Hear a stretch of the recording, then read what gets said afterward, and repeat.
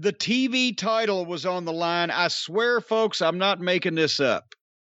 They thought that it would be a good idea to have Brodie Lee, boring Brodie Lee, their new TV champion, another of these big, giant heels they've stolen away from the WWE that could, if they were only unleashed, then we'd see how great they are.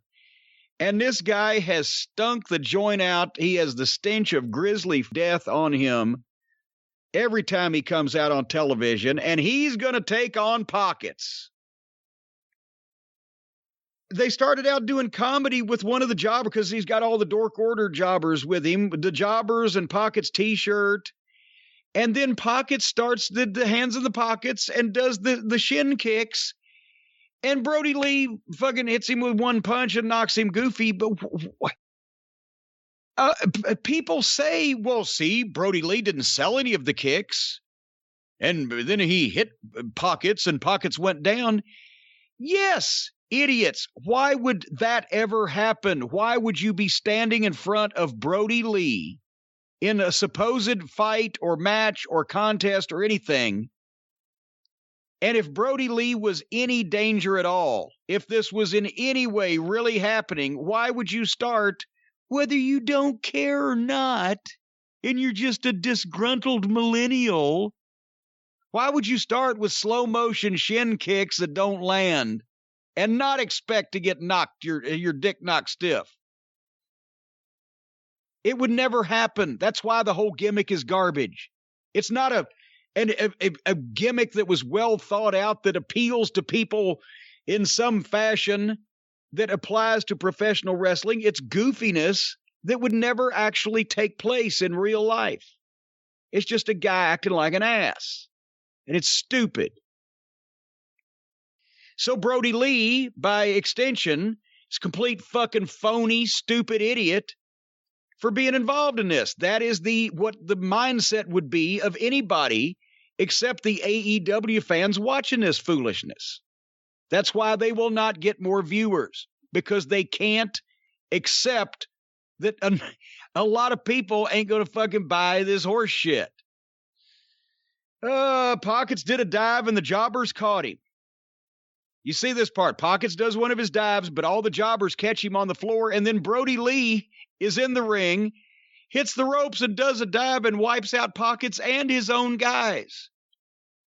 Brian, explain to me why you would do that. Why would that happen? He doesn't care about his own guys. No, I'm not talking about that. I'm talking about, unless you're a complete blithering idiot, the guy that you're fighting that is a foot shorter and 100 pounds lighter than you has just jumped onto your guys, and your guys have caught him and they have him right where they want him. And all they have to do is throw him back in the ring to you, and you can knock him out without hurting yourself at all. But instead, you decide to run and dive head first on the theory that they might be there when you fucking land. And you take as big a chance as hurting yourself as you do of your opponent, who was in no way a threat to you because your guys already had a hold of him. Now does it make sense? You may have a point. All right. You may have a point. Then he got some heat, in quotation marks, on Pockets at a glacial pace. He did another flip, one of those sentons, barely hit fucking Pockets. Jobbers got some heat on the outside on Pockets. It looks so embarrassing again. Brodie Lee hit a nice Bubba Slam and got a 2 count, and they went to the break. This fucking joke guy is now taking one of the 2 singles champions in the company through 2 segments, and he's going to press him. Why shouldn't he? No one else can win a match quickly. Well, everyone goes through the commercial break. Every match is 20 minutes. Why not him? They come back and they're still going, and it's a joke at this point. And Brodie's tossing him around at a snail's pace. But then his Pockets playing possum, the announcers ask. Well, it would have been a good idea if they since he was playing possum, they probably shouldn't have said it. But since they did before that, he revealed he was. They said, oh, he was playing possum afterwards. But they said, I bet he's playing possum. And then he revealed he was. After he has got the shit kicked out of him for the previous 5 minutes by this giant, he makes an awkward, fake-looking comeback that Brodie Lee also plodded through trying to keep up, did 2 dives, beat up the job guys on the floor and Brodie Lee. After all the heat that got, now he's just run amok. And I figured something out. Another reason I don't like pockets. But I couldn't figure out why until I saw it here. I analyzed it. He can't hit the fucking ropes. And he not only does he can't hit it, he looks odd visually whenever he hit the ropes. To me, whenever I've seen him, it looked odd. And sometimes his hands were in his pockets, so I figured, okay, that makes sense because he's hitting ropes with hands in his pockets. But now he started hitting the ropes with no hands in his pockets. And I don't know how, I'll try to explain this. I've never seen it done like this. I don't know. He obviously didn't learn this from somebody but the reason why he looks so awkward and pity-patty feet whenever he's coming off the fucking ropes and it looks like just a little skinny fuck scampering. When he goes into the ropes, instead of turning and throwing his right arm up over the top and hitting the fucking top ropes and with the meat under his right shoulder with his right foot back and his left in front so that he's going to be springing off into the goddamn stride. Go look at all the top WWE guys that hit the ropes and glide across the ring like goddamn, magic, right? This fucking guy, when he turns to his left. That's what you're supposed to do. But he hits the ropes completely flat of his back with his right elbow up over the top rope. And I noticed it because I slow-moed it. His left arm is completely down at his side to the point where he actually does this. He grabs the middle rope with his left hand every time he hits the ropes. I've left arm straight at his side, flat backed against the ropes, and grabs the second rope, the middle rope, with his left hand. And his feet are completely parallel to each other, not right foot back, left foot in front into the stride. They're just completely parallel. He's starting completely from scratch on a run every time he comes off the ropes. And that weird thing, and I know it wasn't an accident because he grabbed the rope with the left hand 3 times in a row when he was hitting the ropes. This is bizarre. This is self-trained bullshit. So no wonder everybody's always off balance or out of control or looks like they got happy feet or just some shit that no wonder they fuck up so many fucking moves. Anyway, Pockets kicked the shit out of Brodie Lee and got false finish after false finish until finally Brodie Lee caught him and powerbombed him. And I wrote, any investment that they have made in Brodie Lee whatsoever has been completely wasted. Just another one of these goofy guys at this point. Tell me I'm wrong. Well, you and I will disagree on one thing, I'll tell you. Brodie Lee is growing on me. What? In the ring, he's growing on me. Do you mean like fungus? I mean like fungus, yeah. I actually have started to enjoy what he does in the ring. I don't agree with the way he's being booked, who he's being booked with, and how those matches go. But ever since the Cody match, which was a squash, I have started to enjoy Brodie Lee a little bit. Now, I'm not a fan of Orange Cassidy. I have a big problem with this match going this long, etc. But I don't think Brodie Lee was the problem here. He couldn't save it, I'll tell you that much. And I don't know. I mean, I'm just seeing plod.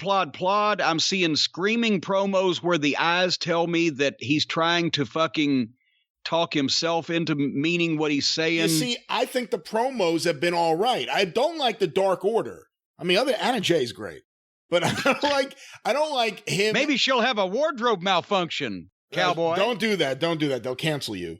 But I don't like him with a giant team of jobbers. I do like the dynamic with him and Colt Cabana. I've enjoyed Colt Cabana, the last several months or so. But I'm not a fan of the Dark Order, so don't take this as me saying the Dark Order is a great concept, a great idea. But I think Brodie Lee's been all right, and I actually thought his promo was pretty good after this. But again, he's with a giant team of jobbers, so I mean, it's... Okay, well, let's talk about the promo for a second, because here's the thing.